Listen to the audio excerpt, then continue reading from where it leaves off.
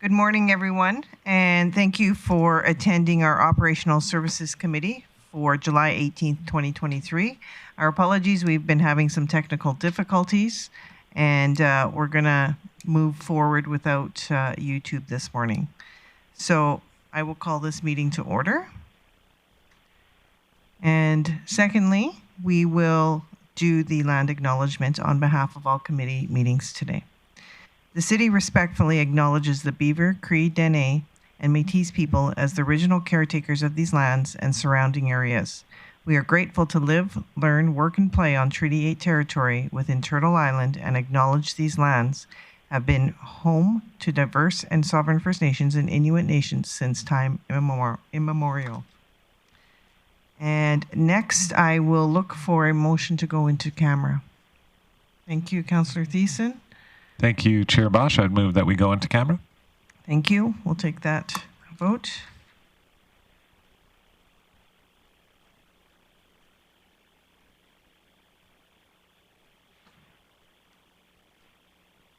Councillor Thiessen?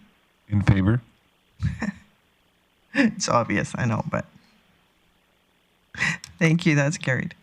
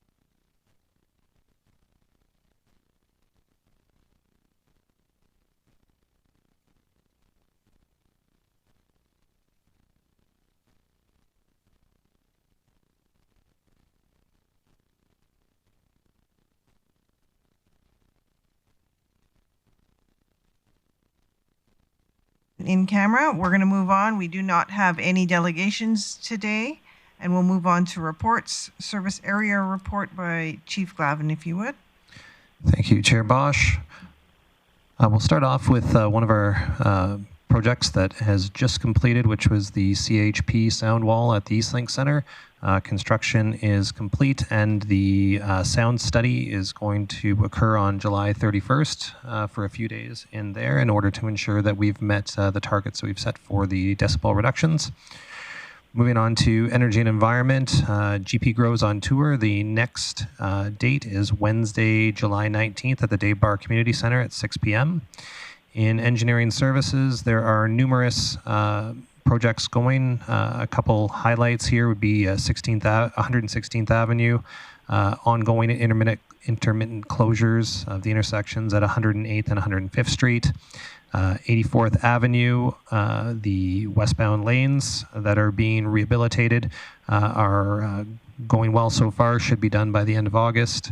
68th Avenue, there is road work happening on the westbound lanes from 100th Street to Knowledge Way, as well as east of 100th Street towards Poplar Drive, where we're going to try and fix the issues with the storm pipes that are causing the fluctuations in the grade. That's significant bumps that you see at different times of the year there. So that construction will be underway here as well. In facilities, we've posted the project management for the Eastlink Center Aquatic shutdown that closes August 4th. And as we've, I think, previously discussed, we'll begin in September for the shutdown in Eastlink to do the maintenance. In fleet, we continue our summer maintenance as well as overhauling winter equipment so that we're ready when the snow eventually falls again. In transit, we piloted late night service on Canada Day and appears to be successful. We had 22 rides that were booked between 9 p.m. and 1 a.m. And July 29th will be the start of late night on-demand service. In parks, the Urban Forest Strategy consultant has begun some of their preliminary work on the strategy. A draft strategy is expected prior to budget, along with some recommended capital items for council to deliberate on. As well, we've installed over 20 picnic tables at various locations throughout the city and continue tree planting. In transportation, has been involved in a number of events throughout the city, such as Canada Day Parade, Eastlink Center Triathlon, and the weekly farmers market street parties. And with that, I'll take any questions. Thank you, Chief Glavin. Is there any questions from our committee members? Mayor Clayton. Just a quick one. I know that council's heard multiple conversations around naturalization, and you and I offline had a conversation that it'll come back to committee or council for discussion in September. I know council actually has one council meeting in September due to Alberta Municipalities AGM. So I wanted just to clarify for the public more, have we identified the first meeting in September as the date of when the naturalization conversation will come back for review and consideration? Thank you, Chair Bosch. We had initially planned on the last meeting, but I see now that as that is Alberta Municipalities, I'll see if we can push it up to the 1st. If not, it would be the 1st in October. Perfect. Thank you for that clarification. Thank you. Anyone else? Okay, we're going to move on to 5.2, Policy 613. And Chief Glavin, if you could introduce that, please. Thank you. Thank you, Chair Bosch. So administration has received more frequent requests for specialty crosswalks. These are things like the Pride Crosswalk, the Friendship Center Crosswalk. We've had a couple neighborhood associations and a school board approach us as well for these crosswalks to be installed along or on city roadways. We have brought forward policy and procedure that addresses this on a standardized basis throughout the city, following the recently published guidelines of the Transportation Association of Canada. And with that, I will pass it over to Robin Hutchinson, our traffic engineer. Thank you, Chief Glavin. And thank you, committee and Chair Bosch, for allowing me to speak to committee and council members this morning and present a report that came out of some TAC publication with regard to the use of speciality crosswalks, also known as decorative crosswalks. The recommendation from administration is that the Operational Services Committee recommend that Council approve Policy 613, being the speciality crosswalk painting application, and give 3 readings to Bylaw C 1395, being an amendment to the fees, rates and charges bylaw. As Chief Glavin mentioned, there has been a lot of interest over the years in the use of decorative or speciality crosswalks. We have seen a number grow within the city, and there has been a lot of concern within the industry and among members of the public about possible safety impacts on traffic and pedestrians. As a consequence, back in February 2021, TAC were asked to undertake some research with the view of trying to provide national guidance on the approval and use of decorative or speciality crosswalks. What we have here in Policy 613 is the administration's recommended guidance with regards to approving the future use of speciality crosswalks on the city's roads. Some of the things that came out of the research was that in certain instances, pedestrians feel safer on speciality crosswalks, although it was also noted that speciality crosswalks can be problematic for the visually impaired and also automated recognition by automated vehicles. In a way of countering the issues for the visually impaired and automated vehicles, it is recommended that we only paint speciality crosswalks between the guidelines, the white parallel lines that are regularly used at marked crosswalks. This allows the visually impaired and automated vehicles recognize that it is a crosswalk. There have also been concerns about speciality crosswalks not being so visible at night, especially when wet. There are also concerns about loss of skid resistance, and as a consequence, we are recommending that only special road paints are used. By adopting Policy 613, we're hoping to mitigate some of the risks and manage where these crosswalks are allowed to be used and how they're controlled and how they're used so that we're not compromising road safety. We should emphasize that sites, as far as administration are recommending, sites will not be specially prepared, so an applicant will have to accept the road as is. We're not going to engage in additional refurbishment and repaving. We're also recommending the applicant is responsible for procuring the paint and arranging the labour to paint the paint. However, because we're the experts in traffic control, we're suggesting that we as the city provide the traffic control, the barriers and the high-vis clothing to protect the people who are doing the painting. There is a cost involved in that. However, in order to encourage the correct use of traffic management, we are offering that at a discount rate of $500 per day.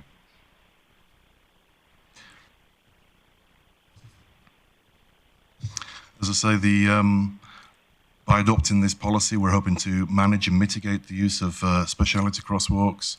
One other thing I should say with regards to the use of speciality crosswalks, specifically in the TAC research, which was conducted throughout all the municipalities in Canada and over 400 municipalities in North America, it was recommended that the contrast between the regular zebra crossings and speciality crosswalks, the zebra crossings perform best in terms of visibility and comprehension. So TAC specifically say we should not use speciality crosswalks to replace existing zebra crossings.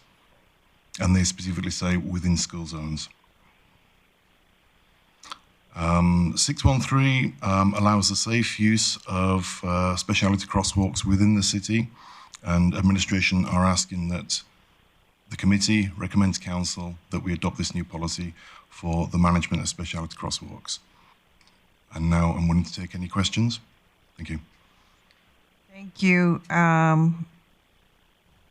for that update.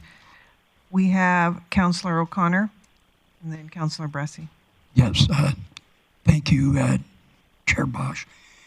One of the things I'm concerned about in reading the document, I see that there is no guideline for what type of paint.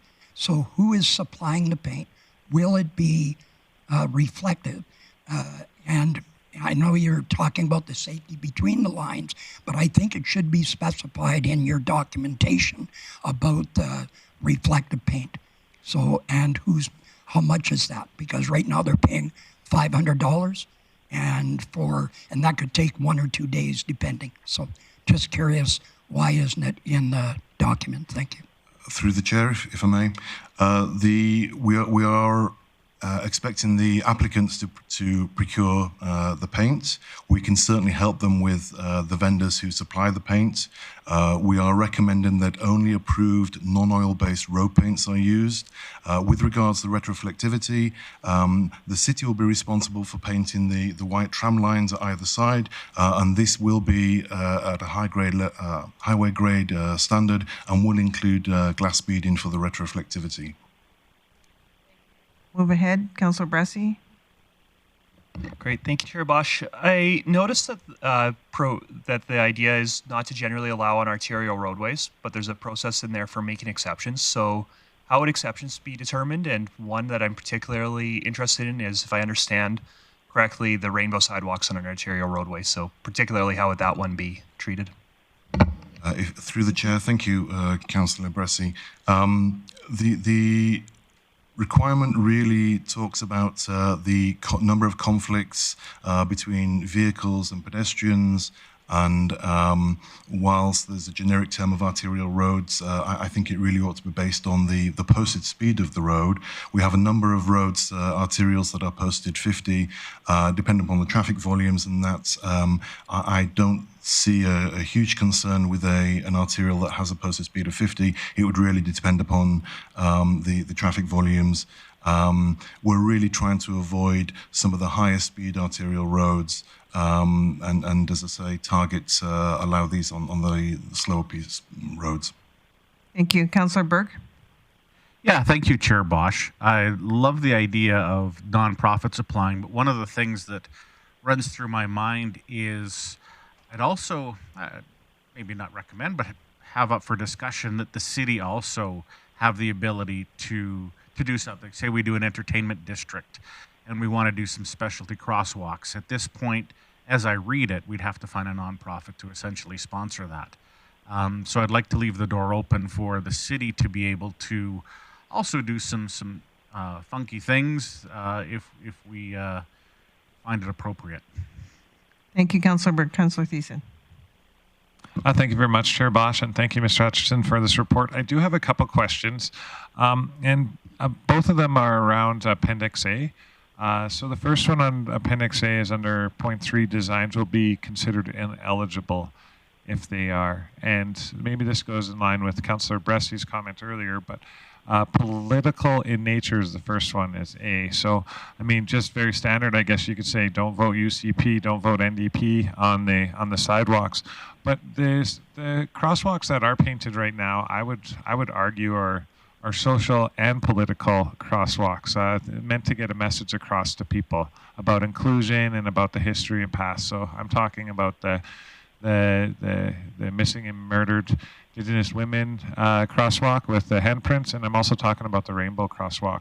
So I guess maybe a bit more clarity around political in nature, because our world's becoming ever more political. So is there an option? Could we take that out and maybe just leave it to option I, deemed unsuitable for any other reason by the transportation director? Mr. Hutchinson? Through the chair, thank you. You're absolutely right that the existing speciality crosswalks, one could interpret as having a political message.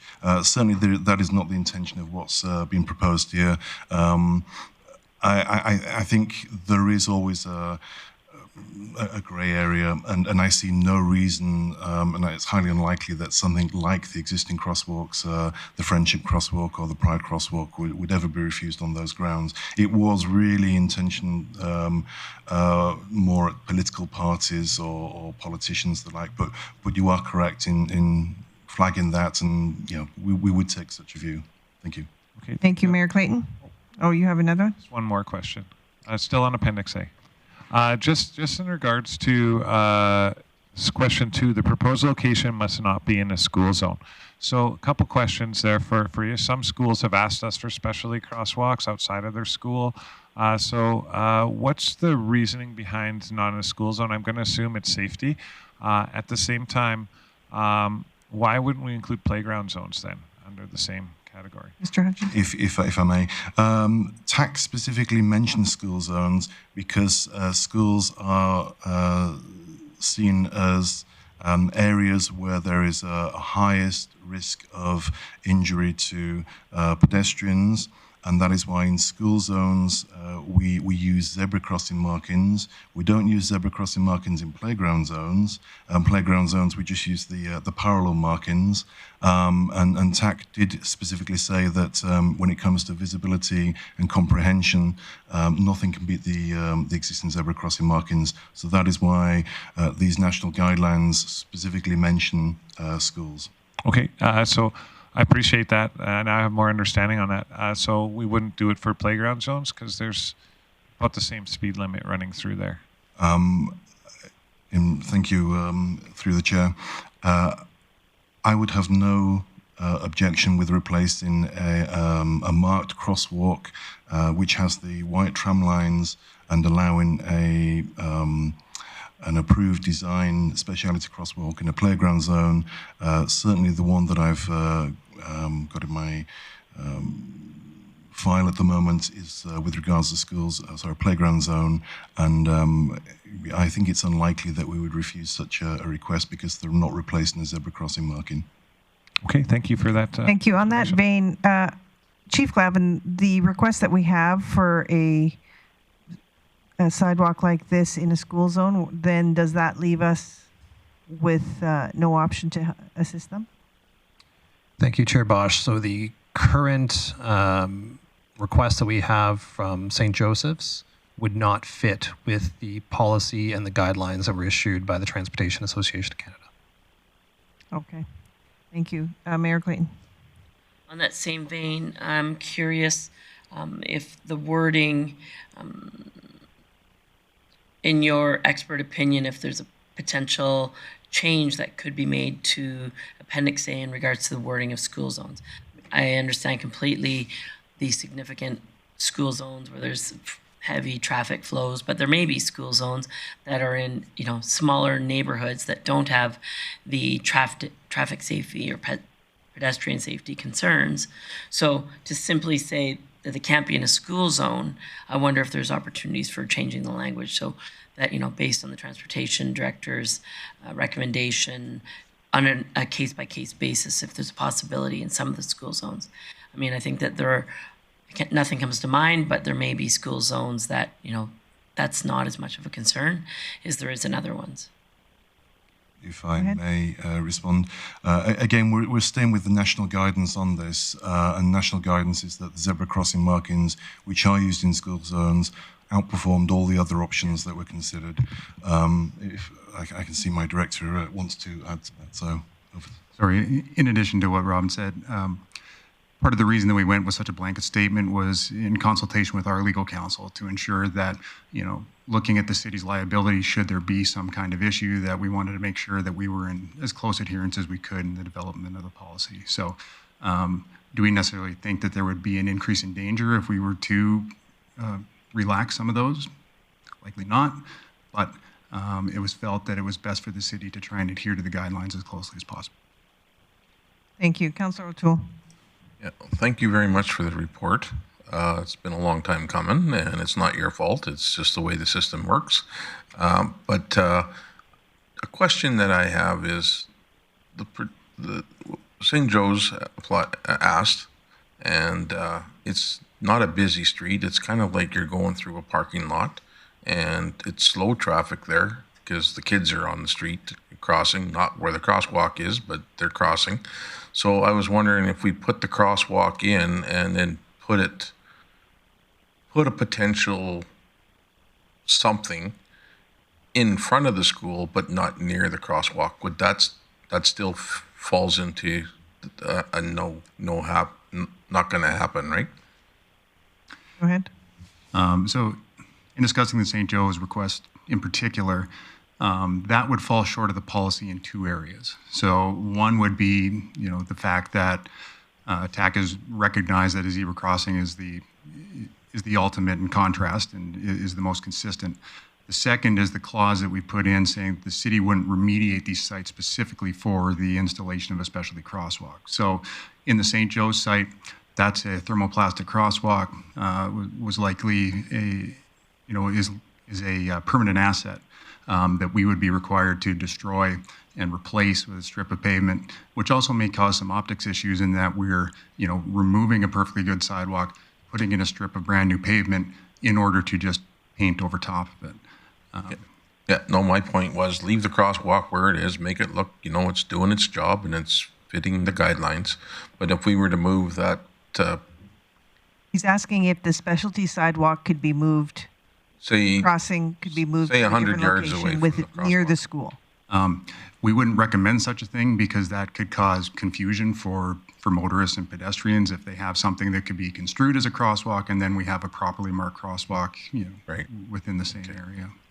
So what if it wasn't a crosswalk? Maybe it was just a design that they wanted to put out there.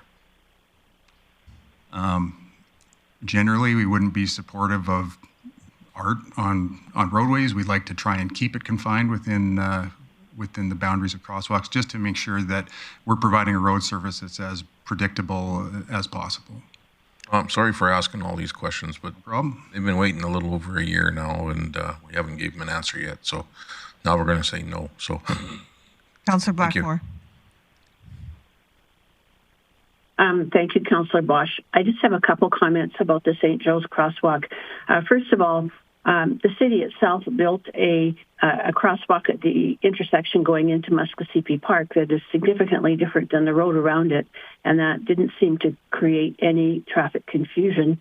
People still know that people are crossing the street there. So I question the validity of the statement that people get confused when they see markings on the road. I think we can expect people to be more aware of their surroundings than that. My second point, though, is the crosswalk in front of St. Joe's is in seriously bad condition.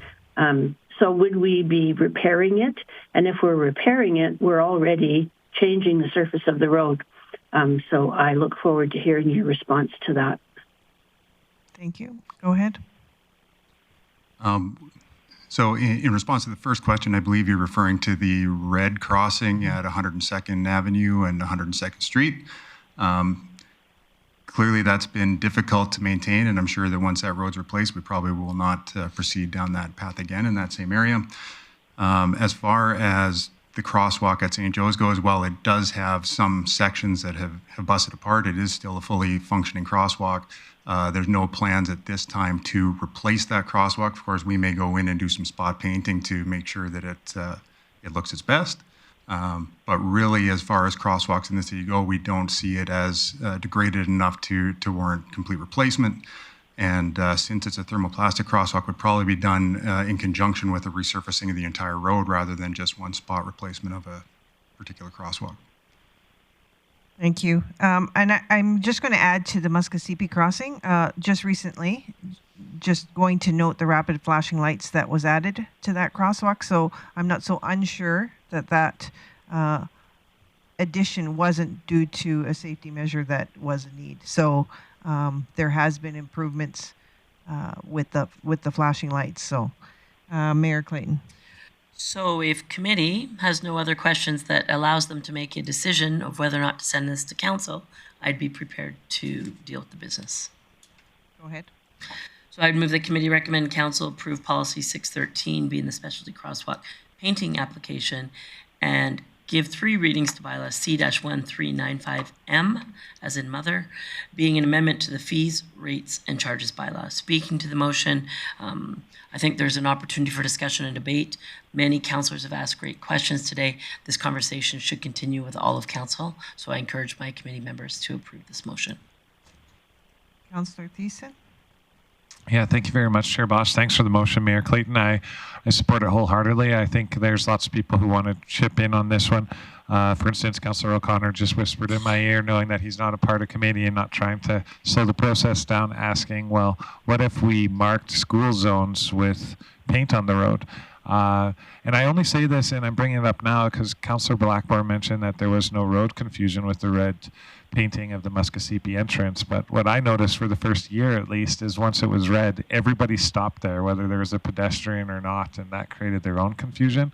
But we could use that as a benefit too. So obviously we have more discussion around this, but yeah, I look forward to that, and I look forward to it going to council. Thank you. Anybody else on committee have a comment? Oh, go ahead. Sorry, if I may, I just wanted to address Councillor, or through the chair, just want to address Councillor Bressy's comment earlier. Part of the reason that we put a clause in there explicitly giving us permission to allow especially crosswalks on arterial roadways was to grandfather in the Pride crosswalk. So we don't anticipate any changes to that site or that design. Thank you. We will move ahead with Call the question. Call the question.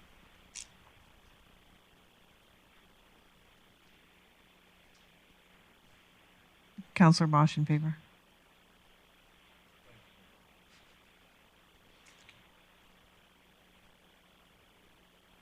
Okay, thank you very much. Thank you. Okay, moving on, correspondence. We don't have anything on the table. Yeah, she's getting there. Other business, none. Number 8, bylaw and policy review. We're going into 8.1, bylaw C1395L amendment. And that is to give 3 readings to bylaw C1395L. And Chair Glavin, can you introduce this?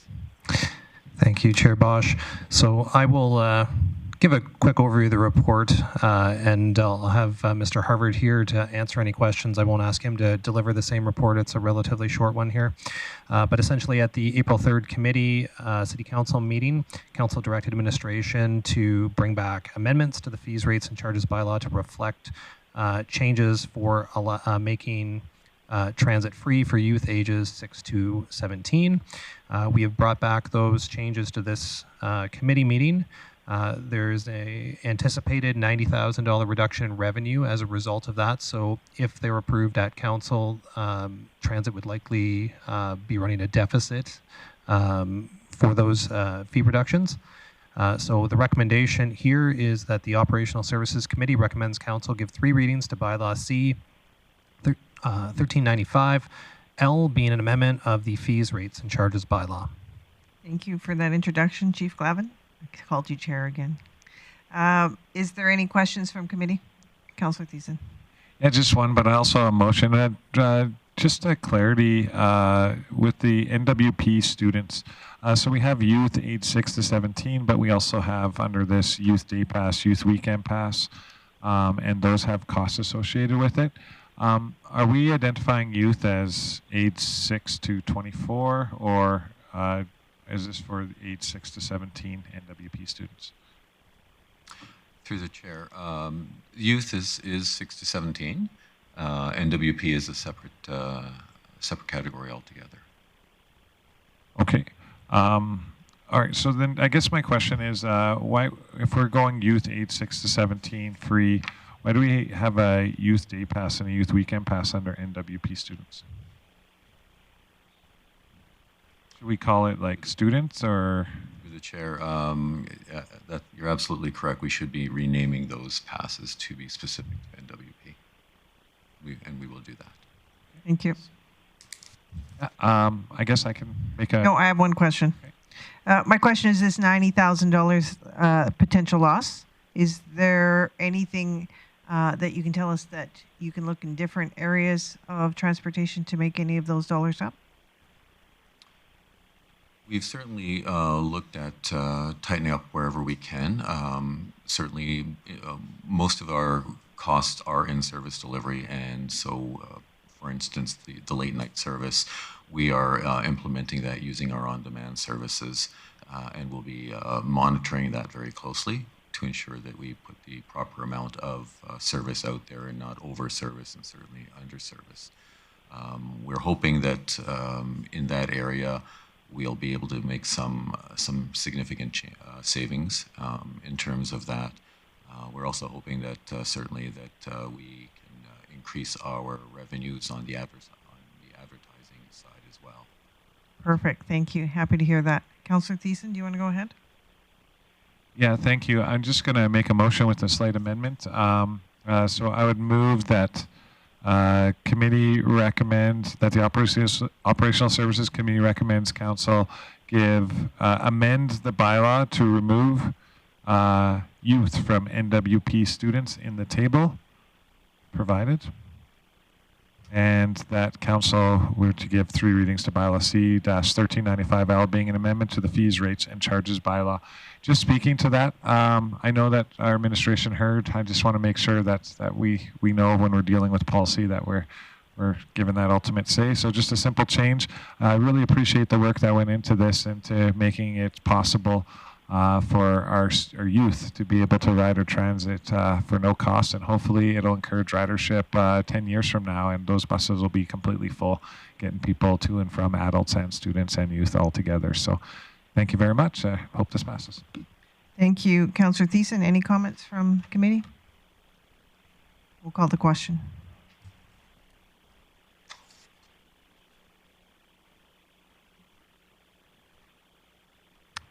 Councillor Thiessen? Yeah, sorry, if I may, just to be more specific under the motion, to remove youth from NWP students in the table, because we are dealing with youth here. So I think they got that through your comments earlier. Yeah.